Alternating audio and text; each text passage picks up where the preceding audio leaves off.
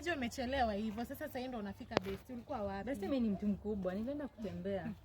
Nenda date. Wewe ni mtu mkubwa. Imekuwaje? Umekuja na nini? Hakuna.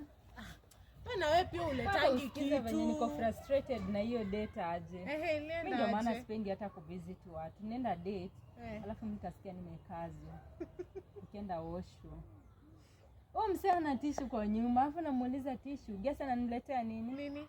Matawi ya cabbage. Matawi ya cabbage besti. I swear. Ulifanya je ulijipangusa? Fika tu nyumbani uende uchemshe maji uoge.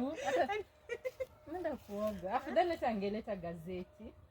Lakini sasa ulipata je courage ya kujipangusa na hiyo matawi ya cabbage? Sasa sio ndio wako nayo na mimi sikuwa nimebeba pia. Mimi sinajua naenda kwa nyumba ya mtu. Huyo mwanaume basi safari sijina watoanga wapi.